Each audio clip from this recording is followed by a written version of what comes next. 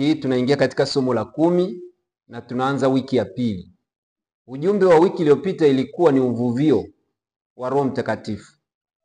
Na tulijifunza mambo mengi, tukaona ili tuweze kupata uvuvio wa Roho Mtakatifu ni kujikita katika maombi. Bwana Yesu asifiwe. Kitu kikubwa kabisa tulichojifunza katika wiki iliyopita ni kujikita katika maombi. Na niliwaambia maombi yote, yale ya kwako binafsi ambayo ndio ya muhimu kabisa, yale ya kanisani na yale ya familia. Tunaingia katika siku ya 10 na somo letu wiki hii lina jina linaloitwa kuabudu pamoja. Tumeelekezwa sasa kuabudu pamoja.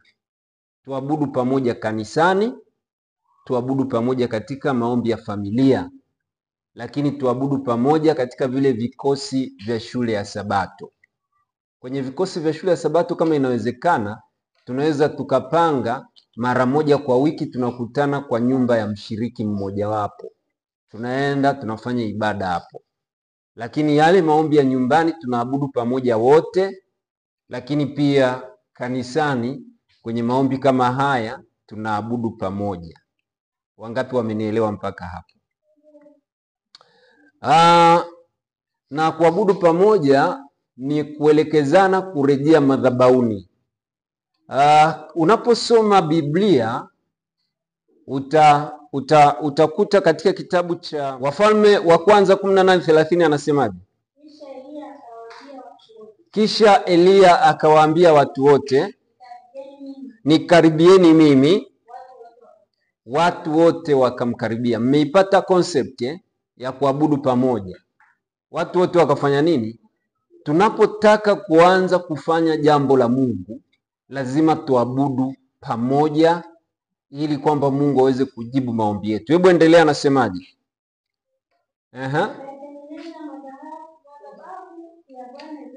Kisha akaitengeneza madhabahu ya Bwana iliyofanya nini?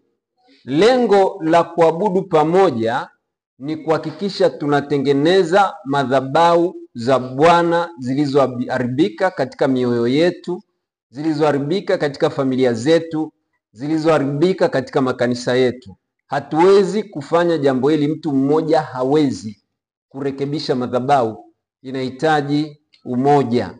Ndio maana tunasoma katika sehemu hiyo na tunaishia hapo katika sura hiyo.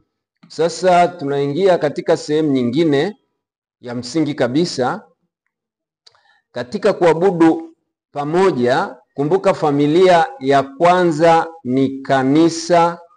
Familia ya kwanza ni kanisa la nyumbani.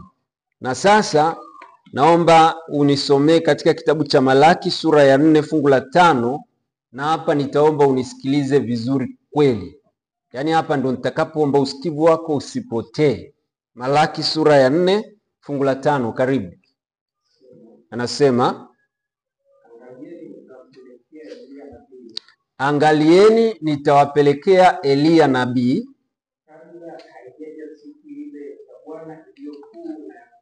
kabla haijaja siku ile ya Bwana iliyokuu na ya kuogofya. Naomba soma hicho kitu hapo.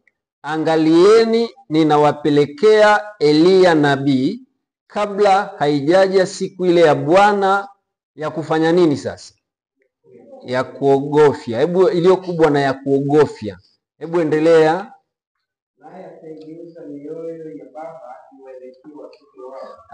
Neno la Mungu linasema, usione kanisa sasa hivi linapambana na kurejea madhabahuni. Kurejea madhabahuni.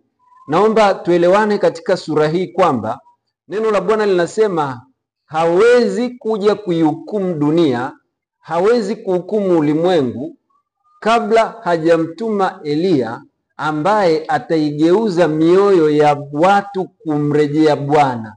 Ataigeuza mioyo ya watu kuwarejea, ya baba kuwarejea watoto wao, na kugeuza mioyo ya watoto kuwaelekea baba zao, ili kuwepo na watu wa Mungu wanaookolewa. Lazima uongozi wa kanisa, lazima viongozi wa kanisa wahakikishe kazi kubwa inayofanyika kanisani sasa ni kuhakikisha tumeondoa migogoro ndani ya kanisa na kuhakikisha mioyo ya watu imegeukiana, na hiyo ndio kazi ya Eliya. Na leo tutamwangalia huyu Eliya anapatikana katika muktadha upi, kwa sababu tunamuona Eliya wa kwanza akisimama katika mlima Karmeli, mlima ambao alihakikisha ameirejesha mioyo ya Israeli kwa Mungu wao baada ya kuachana na Mungu wao kwa muda mrefu.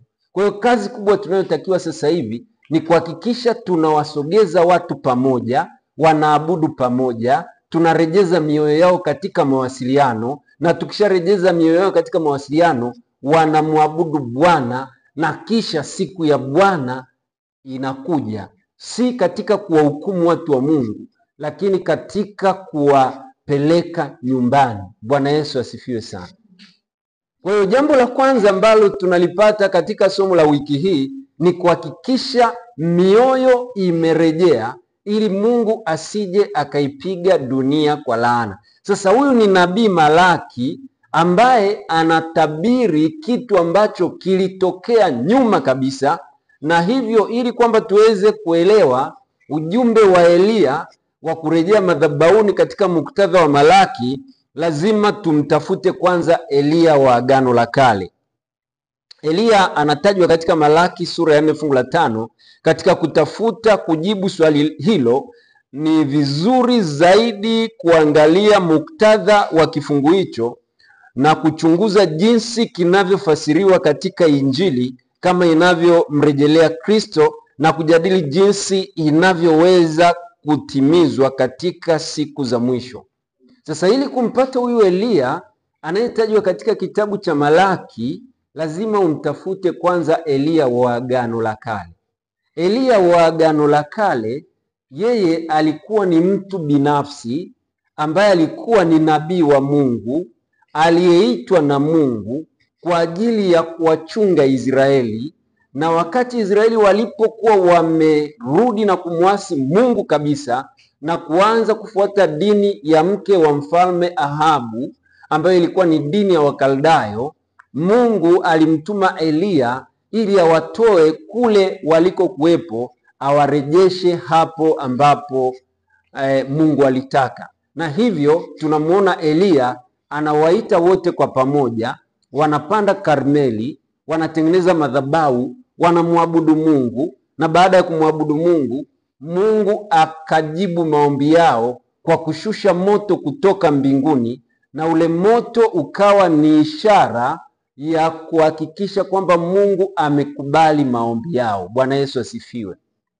Na wale watu pale Karmeli walipoona ule muujiza mkubwa wa Mungu aliyoutenda, wakaacha kuendelea kumwabudu Baali, wakarudi upande wa Eliya na wakasema Yehova ndiye Mungu. Kisha kazi iliyofanywa ni hukumu kwa wale waliowapotosha Israeli. Walikamatwa wale manabii wote wa Baali wakauawa, na walivyouawa wale manabii wote wa Baali na wale wa Ashteroti, Yezebeli alikasirika, lakini tunaona Eliya alifanikiwa kurejesha mioyo ya Israeli kwa Mungu. Kwa hiyo huyo ndio Eliya wa kwanza. Tunapoangalia mtazamo wa kimuktadha sasa, Malaki sura ya 4 huanza na tangazo la hukumu ya Mungu na madhara yake kwa hatima ya waovu na hao wanaomcha Mungu, ushindi wa wokovu na furaha. Kwa hiyo ukisoma katika kile kitabu cha Malaki sura ya 4, hebu twende katika ile fungu la 3, utaona muktadha wa Malaki umebezi wapi. Namba 1, Malaki anasema siku za mwisho lazima aibuke Eliya atakayewafundisha watu kurejea madhabahuni. Kisha kama ilivyokuwa kwa yule Eliya wa Karmeli, baada ya watu kurejea madhabahuni na kumfuata Mungu wao, wale waovu wote watauawa. Nanyi mtawakanyaga waovu, maana watakuwa majivu. Na ninyi mnaona kabisa kilichotokea wakati ule ambapo Eliya pale Karmeli, baada ya kurejesha watu kwa Mungu, walishirikiana wote na kuangamiza waovu. Kwa hiyo huo ndo muktadha wa kwanza tunaopata. Tuutafute muktadha wa huyu Eliya tunayemtafuta katika siku ya leo, ili tuweze kuona tunapaswa kuwa na bidii kurejesha kanisa. Yaani tuondokane na ile dini ambayo niliisema siku ya kwanza nimefika hapa, dini ya formalism. Umezaliwa kwenye usabato, umekuwa kwenye usabato, umejua ukija kanisani ni shule sabato, ukitoka shule sabato matangazo, ukitoka matangazo huduma kuu, unarudi nyumbani. Ndio unachokijua, lakini huna ule mguso ndani yako wa Roho Mtakatifu, na mambo yanaenda hivyo tu. Tukiangalia vijana wetu, hakuna hata siku moja, kwa sababu sasa imeshakuwa ni dini ya mtindo, hakuna hata siku moja tunashuhudia hata harusi ya kumachi. Tufike mahali tutembee katika ule uhalisia, kwamba turejeshe watu mioyo yao hiyo hapa. Nikiongea na mabinti wananiambia vijana wa kanisani siku hizi hawana lolote zaidi ya kuwarubuni na kuwaangusha. Alafu wakitaka kwenda kuoa wanaenda kuleta wengine kutoka huko mbali, wanakuja wanawaleta hapa. Kanisa ambalo mioyo ya watu imejengwa katika kanuni, imejengwa katika mifumo, lakini hakuna mguso wa Roho ndani yake. Hiyo ndio shida. Yaani tunakuja hapa kama kawaida, sio kuja kumtafuta Mungu katika roho na kweli. Fungu la 4. Ikumbukeni torati ya Musa. Huwezi ukarejesha mioyo, kiongozi wa maombi, kama hizi hatua hujazifikia. Kuondoa waovu katika maisha yako. 2, kuikumbuka torati ya Musa. Ndivyo tunavyojenga, ndio muktadha wa Elia. Kwa hiyo kama tunataka tutembee katika nyayo za Elia wa Karmeli ili tuweze kufiti, kwa sababu leo hatuna Elia wa Karmeli. Bila shaka Elia wa leo anaweza akawa ni sisi, kadiri somo litakavyotuonyesha.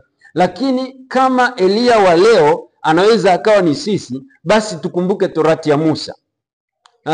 Katika muktadha huu, ujio wa Elia unatolewa tangazo na muda wake umepewa. Fungu la 5 sasa, ambalo tumelisoma. Hebu soma ile fungu la 5.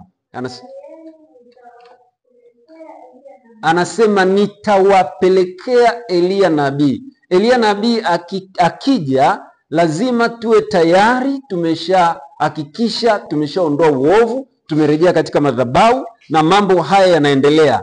Anasema atakuja kabla ya siku ya Bwana ya kutisha. Na utume wa Elia ni kurejesha mioyo ya baba kwenda kwa watoto na kurejesha mioyo ya watoto kwenda kwa baba zao. Na unajua Mungu wetu pia ni baba. Kwa hiyo nilikuwa natamani tuelewe katika maombi ya siku 100. Hebu angalia geji yako ya maisha ilikofika. Usiangalie huko ulikotoka kabisa, kwa sababu huko Mungu alishasamehe. Mungu anataka uangalie kutoka hapo ulipo kwenda huko mbele. Geji yako ya maisha ikoje? Bwana Yesu asifiwe. Na hapo ndipo wokovu wako ulipo. Tunaweza kusoma sentensi hii katika uhalisia wake, lakini muktadha wake unahimiza kizazi kipya kuwa waaminifu kwa sheria ya Mungu. Bwana Yesu asifiwe. Yaani soma vyovyote utakavyosoma, lakini ujumbe wa Malaki sura ya 4 fungu la 5 unahimiza kizazi hiki tulicho nacho, kizazi cha digitali, kizazi ambacho hakina muda kabisa na mambo ya kiroho. Unahimiza kuwa waaminifu kwa agano. Kwa maneno mengine, Elia alipaswa kuwaandaa watu kwa ujio wa Bwana, akiwaalika warejee katika madhabahu kwa kutunza imani ya wazee wa imani waliomtangulia. Bwana Yesu asifiwe. Sisi tunaelewana? Hivi mnanielewa? Bwana Yesu asifiwe. Kwa hiyo lazima tujikite hapa. Sasa tumemaliza Elia wa Agano la Kale, kazi yake iliisha. Elia wa Agano Jipya. Ufalme wa Mungu huathiri historia ya mwanadamu kwa huduma ya Yesu Kristo. Yeye alikuwa Masihi wa Wayahudi. Walidai kuwa Yesu hawezi kuwa Masihi kwa sababu Elia alikuwa hajaja bado. Hebu nifungulie kitabu cha Mathayo sura ile ya 17 fungu la 10. Mathayo nimesema ngapi? 17 fungu la ngapi? Sasa Elia wa Agano la Kale alikuwa ni mtu mmoja, alipambana na maelia wa uongo, manabii wa Baali, wale wakiwafundisha watu kwamba kumwabudu Baali kunalipa, naye Eliya akisema kumwabudu Mungu kunafanya nini? Sasa Eliya akasema, kama mnasema hivyo, ngoja sasa tuwalinganishe hawa wa kwenu na hawa na mimi ambaye ni wa Yehova. Kwa hiyo tukamwona Maelia wa uongo waliokuwa wamewadanganya Israeli walishindwa, lakini Eliya wa kweli akafanikiwa kushusha moto kutoka mbinguni, kwa sababu kilichokuwa kinapaswa kufanyika wakati huo ni ishara kwamba atakayejibiwa kwa moto kutoka mbinguni, huyo Mungu wake ndiye Mungu wa nini? Na kweli kabisa Mungu wa Eliya akashinda. Haleluya. Lakini hawa Maelia wa uongo wakafeli. Sasa Wayahudi wanashikilia ili fungu la Malaki sasa aliloliandika, na wanamkamata nalo Yesu. Hebu soma 17:10. Wanafunzi wake wakamuuliza,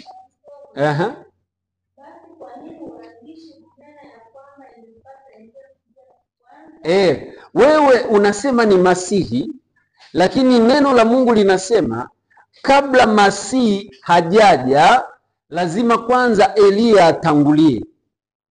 Kabla Mungu hajashuka Karmeli, alitangulia Eliya na akawaandaa watu wa Mungu kukutana na Mungu, na wakakubali kwamba Yehova ndiye Mungu, wakakutana naye Karmeli. Huyo ni Eliya. Lakini tunaona sasa katika Agano Jipya mtazamo wa Kikristo unasema kwamba kabla Yesu Kristo ajaja Masihi lazima Eliya kwanza atangulie. Sasa wanamwambia Yesu, Eliya yuko wapi? Hebu endelea kusoma. Yesu anawajibu na kuambia, ni kweli kabisa Masihi hawezi kutangulia kabla ya Eliya. Naye atatengeneza yote. Hebu endelea. Ila nawaambia, anasema nawaambia ya kwamba Eliya amekwisha kuja, wasimtambue. Unajua Eliya aliyekuja wakati huo ni nani? Yohana Mbatizaji. Bwana Yesu asifiwe. Aliyekuja kutengeneza njia ya Bwana. Eliya wa Karmeli alikuwa ni mtu mmoja, alikuja kutengeneza njia ya Bwana, lakini sasa Eliya ambaye ni Yohana Mbatizaji amekuja, naye amekuja kutengeneza njia ya nani? Bwana Yesu asifiwe. Sijui kama ninaeleweka. Kwa hiyo ni Yohana Mbatizaji, na anasema ili athibitishe umasihi wake, Yesu aliwajibu kwamba Eliya alikuwa amekuja tayari. Yesu aliwajibu kwamba Eliya alikuwa amekuja tayari katika huduma ya Yohana Mbatizaji, katika ile fungu la 11 na 13. Yohana alikataa kuwa yeye si Eliya. Hebu tusome kitabu cha Yohana 1:21. Walipokuwa wakihangaika na Yohana akasema yeye si nani? Si Eliya. Lakini tunajua kabisa Yohana Mbatizaji ndiye Eliya aliyekuja wakati wa Agano Jipya, na yeye alikuja kutengeneza ujio wa Yesu Kristo ili aweze kuukomboa ulimwengu. Hawakumjua. Kumbe Eliya amejitokeza duniani kwa awamu ngapi? Awamu ya kwanza Karmeli, akawarejesha Israeli wote wakamjua Bwana pale Karmeli, wakaanza kumwabudu. Awamu ya pili akajitokeza kama Yohana Mbatizaji kuandaa njia ya watu kukutana na Yesu, na walipokutana na Yesu wakapata wokovu. Ndio maana tuko hapa sasa. Huyu wa awamu ya tatu tunaenda kumwangalia sasa hivi. Yohana 1:21 anasemaje? Wanamuuliza Yohana, je, wewe ni Eliya? Unaweza ukaona wakati Yohana yuko kwenye huduma yake, Yesu hajaja, ila yeye anasafisha njia. Anawaita Mafarisayo, anasema shoka limekwisha kuwekwa katika mti. Si unaona alikuwa akiwatengeneza watu. Eliya huyo, shoka limekwisha kuwekwa katika mti, likatwe. Unajua saa nyingine hata kiongozi wetu wa maombi anaweza akasimama hapa kama Yohana kuandaa watu ili wamrejee Bwana, kwa sababu siku ya Bwana inakuja, mwisho wa dunia unakuja. Lakini watu hawaelewi, kwa sababu vile vitu vitatu dada Salma alivyovisema Yesu, angalieni mioyo yenu isije ikalemewa na ulevi na ulafi na masumbufu ya maisha. Unajua ni nini kinachosababisha jana watu wajae leo hawajajaa? Ni ile dini tunayosema ni dini ya formalism, kaida kabisa. Hicho tu, ni hicho tu, hakuna kingine. Hicho ndio kinachosababisha watu wasije. Nini? Masumbufu, ulevi. Unaweza ukawa ni mlevi wa TV, unaweza ukawa ni mlevi wa mpira wa miguu, unaweza ukawa ni mlevi wa kunywa chai na kahawa vijiweni, unaweza ukawa ni mlevi wa siasa. Kwa hiyo usichukulie ulevi wa pombe. Angalieni mioyo yenu isije ikalemewa na ulevi. Ulafi sio tu wa chakula, ulafi wa madaraka watu, yani sio, yani kuna vitu vingi. Muktadha, unajua kusoma Biblia ukisoma kwa muktadha inakupanua na inakuonyesha vitu vingi sana. Kwa hiyo kikubwa ninyi mliokuja, mnachotakiwa kuomba, muombe Mungu awaondolee watu ulevi, muombe Mungu aondolee watu ulafi, na muombe Mungu aondolee watu masumbufu ya maisha. Kwa sababu somo kama hili linamwagika chini. Alafu kuna siku mtu atakuja kuulizwa hivi, unabii wa Elia unahusu nini? Lakini hawezi kujua. Ni kwa sababu kuna siku ambayo Mungu alikuwa amemvuvia mtumishi wake aweze kuleta somo ambalo lingekuwa jibu la maisha yake. Shetani akamshikilia nyumbani na remote yake na TV yake. Maisha yanaendelea. Na hebu tuangalie sasa, pamoja na kwamba Yohana anakataa katika hiyo tuliyosoma, hebu tuangalie Luka 1:15.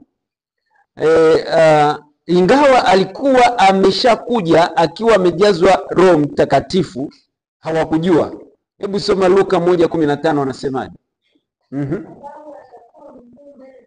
Kwa sababu atakuwa sasa, huyu ni wakati Yohana anatabiriwa, anaulizwa ni wewe ujae, anasema hamna, lakini kumbe unabii ulishasema. Hebu soma hapo. Huyu ni Yohana anatabiriwa, atajazwa Roho Mtakatifu tangu tumboni mwa nani? Sasa meisha.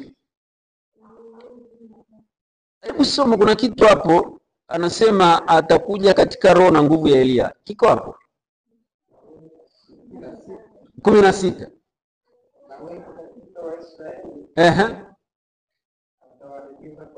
Kisha habari yake, si unamwona Elia huyu hapa, atawarejesha katika nini? Na atawarejesha katika roho ya nani? Najaribu kuonyesha hichi kitu mkione kwamba alitabiriwa atakuja katika roho ya Elia. Ni nini tunachokitafuta kanisani leo? Tunatafuta washiriki wenye roho ya Elia. Haleluya. Kwa sababu Yesu Kristo anakuja mara ya pili, na lazima uwe na roho ya Elia ili uitengeneze njia ya Bwana. Hao walioshikiliwa kwenye madisko, walioshikiliwa kwenye mpira, uwarudishe kanisani. Ndio kazi ya Elia wa siku za mwisho. Haleluya. Na katika roho na nguvu ya Elia atageuza mioyo ya wababa kuelekea watoto na kuwatilia waasi akili gani? Hiyo kazi tunaifanya. Kuna vitu tutadaiwa. Ikiwa wewe ni Elia, na nataka nikwambie leo utagundua kwamba wewe ni Elia. Na sijawahi kumuona Elia mvivu, kwa sababu Elia wa Karmeli alikimbia mbele ya gari ya mfalme. Si mnakumbuka? Kukata tamaa. Hata wakati anasubiri mvua, akatuma kwa mara ya kwanza, akatuma kwa mara ya pili, mpaka mara 7. Alikuwa mvumilivu. Sasa sikiliza, kupitia huduma ya Yohana Mbatizaji alimrejeshea Bwana watu wengi. Shughuli yake ya kinabii ilikuwa kuandaa njia ya Yesu Kristo kuja kuukomboa dunia. Yule Elia wa Karmeli kuwarejesha watu waliokuwa wameshatekwa na Baali wamrejee Mungu, na walirejea. Huyu alifanya kazi mpaka Mafarisayo wakabatizwa. Si mnakumbuka? wakarejea. Eliya wa leo huyu kazi yake ni ipi? Tafsiri ya siku za mwisho. Eliya wa siku za mwisho ni nani? Sehemu ya unabii wa Malaki ulitimizwa katika huduma ya Yohana Mbatizaji, lakini utimilifu wake utakamilika wakati wa ujio wa Kristo mara ya pili. Kwa lugha nyingine, Eliya wa Agano la Kale amemaliza kazi yake. Eliya wa Agano Jipya alimaliza kazi yake kwa sehemu. Ili kukamilisha sasa, Eliya wa siku za mwisho ndiye anaenda kukamilisha mission. Kwa hiyo kuna Eliya wa Agano la Kale alikuwa ni mtu binafsi, Eliya wa Agano Jipya alikuwa ni mtu binafsi, Yohana Mbatizaji, lakini sasa huyu Eliya ni vuguvugu. Waingereza wanasema ni movement. Sasa ukishaita movement, njooni tuabudu pamoja. Haleluya. Ukishaita movement, maana yake ni nini? Ni kanisa la masalia ambalo linaitwa remnant. Waliosalia tu, kama vile Eliya alivyomwambia nimesalia peke yangu. Waliosalia tu kwa ajili ya kupeleka ujumbe, watu wamrejee nani? Mungu. Mtazamo mfupi wa kimuhtasari wa kitabu cha Ufunuo kutuonesha mambo yafuatayo. Haya sasa ndio yale mambo ambayo nilisema mwe mnakuja na notebook. Usipokuja nayo umeumia, kwa sababu umenisikiliza ila ya mafungu niliyosoma hapa. Baada ya dakika 10 hauna tena kichwa. Namba 1, Eliya wa siku za mwisho. Ujio wa Eliya wa uongo ndio unaotangulia. Unakumbuka wakati ule wa Agano la Kale walianza manabii wa Baali, alafu ndio akaja Eliya wa ukweli. Tunaelewana vizuri? Katika zama zetu anatangulia Eliya feki, ndio maana unaona miujiza mingi inatokea. Tena Biblia nasema Eliya huyu feki atasababisha hata moto kushuka kutoka wapi? Na hii ndo nasema ni hatari sana kwa kanisa la leo kuamini katika miujiza ambayo sasa itamkumba, kwa sababu atafanya miujiza hata kushusha. Ameiga kile ambacho kilifanyika katika Agano la Kale. Shetani ameiga sasa, ndio anachowakamata nacho watu. Kwa hiyo watu wakiona mtu ana uwezo wa kufanya miujiza, nao wanafikiri huyo ndio wa Mungu. Lakini kumbukeni, tumeambiwa kabisa kwamba anayetangulia ni Eliya feki.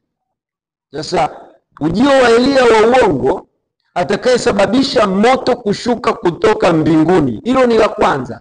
Tusirilai katika miujiza kwa sababu tutakwisha, na hicho ndicho kinachokula dunia leo.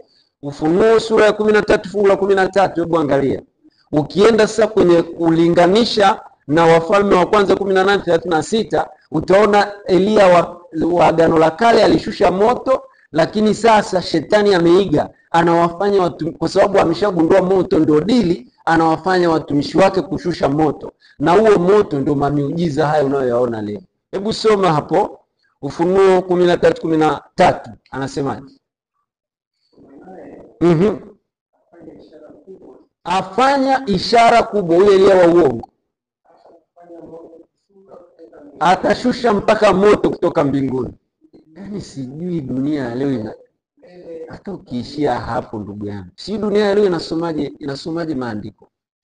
Yaani hizo ishara ndio watu wamejaa. Hata hapa kanisani huenda hata kuna watu walitoka hapo kwenda kwenye kikombe cha babu. Hizo ishara hizo, na anasema kabisa zitawakosesha. Kwani tusijikite kwa Mungu wetu ambaye anaweza akatusaidia? Hayo ndio mambo ya msingi ambayo tunatakiwa tuangalie. 2,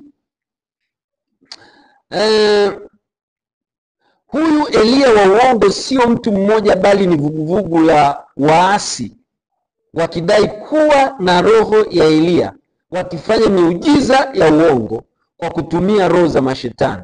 Ufunuo 16 fungu la 15 na 14. Roho 3 za uchafu zilizofanana na vyura natoka kwa joka kwa mnyama, nabii wa uongo. Nabii wa uongo ni makanisa yote ya Uprotestanti ambayo yamezikataa sheria za Mungu. Yule mnyama tunajua, sina haja ya kusema. Alafu yule joka tunajua.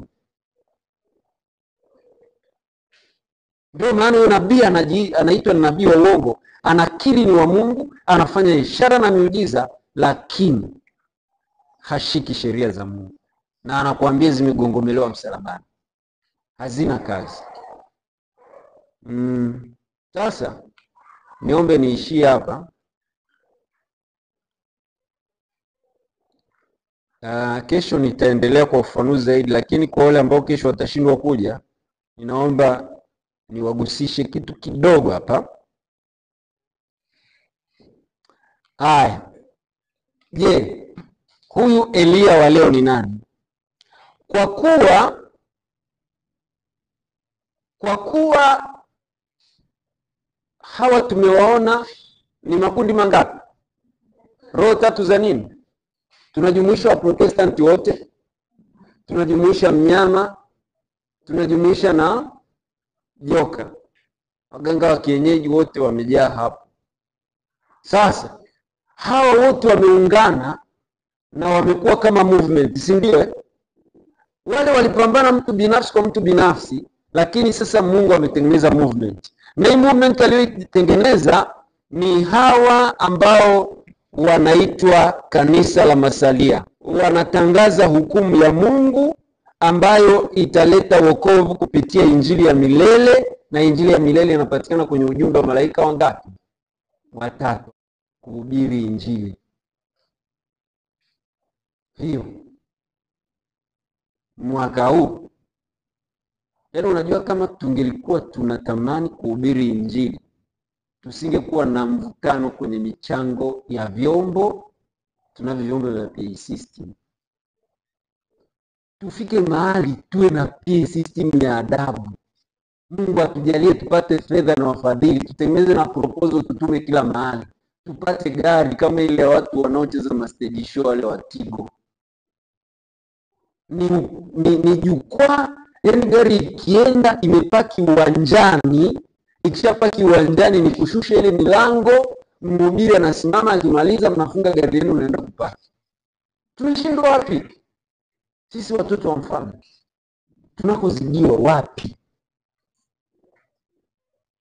Unaona kabisa, nakusimulia beza, huyu jamaa alikuwa na kitu kabisa, mpaka alima sasa hivi ni milionea. Wapi? Kwani sisi tumeshindwa kuwa milionea? Ujumbe wa malaika watatu, na Mungu akiona hiyo nia lazima amplify. Na tuwe na vitu, yaani kuna vitu naviwaza hapa lakini sijui kama mnaelewa.